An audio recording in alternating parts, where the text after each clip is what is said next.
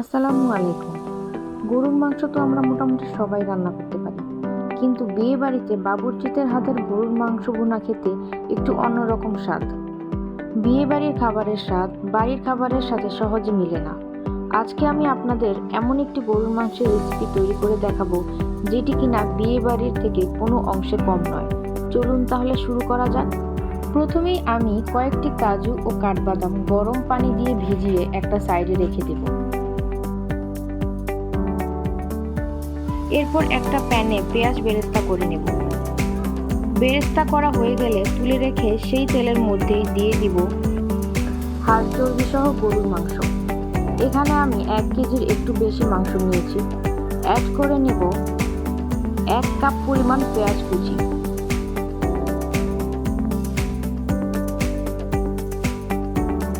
রসুন বাটা দিয়ে নিচ্ছি 1.5 চা চামচ এবং আদা বাটা 2 চা চামচ।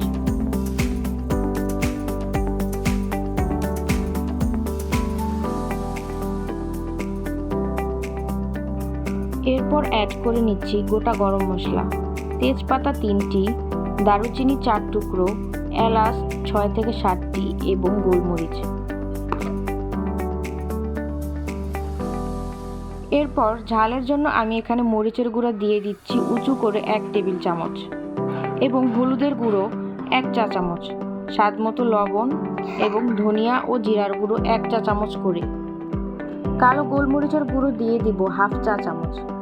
এবার আমি অ্যাড করে নিব সরিষার তেল।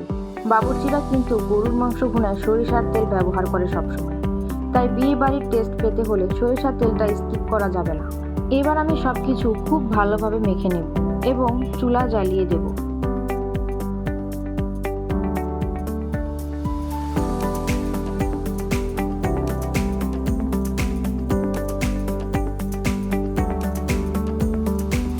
চুলার আঁচ বাড়িয়ে 5 মিনিটের জন্য ঢেকে দিব। মাংস থেকে যতক্ষণ পর্যন্ত পানি না ছাড়বে ততক্ষণ এভাবে নেড়েচেড়ে মাংসটাকে কষিয়ে নিতে হবে।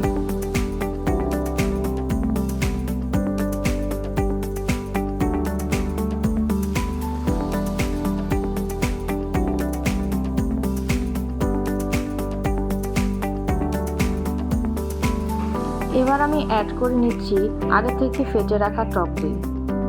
আবারও নেড়েচেড়ে ঢেকে দেব।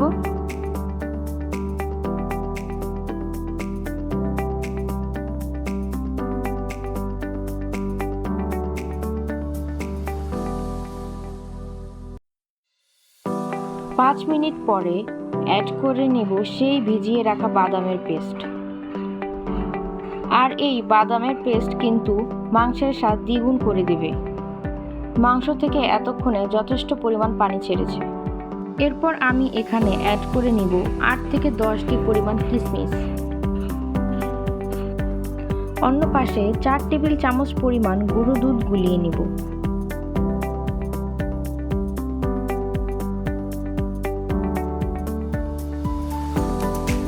দেখতেই পাচ্ছেন মাংসটা কষানো হয়ে গেছে এবং উপরে তেল ভেসে এসেছে।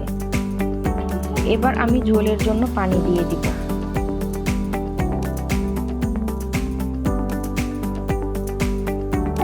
এই পানিতেই কিন্তু মাংসটা সিদ্ধ হয়ে যাবে এবং যতটুকু পরিমাণ গ্রেভি রাখতে চাই সেই অনুযায়ী নামিয়ে নেব।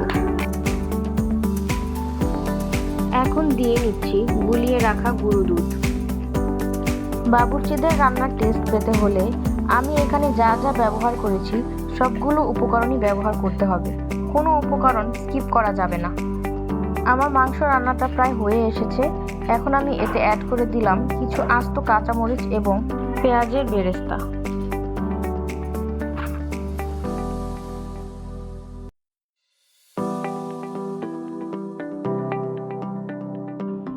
এই তো হয়ে এসেছে আমার বাবুর্চিদের স্টাইলের গরুর মাংস ভুনা।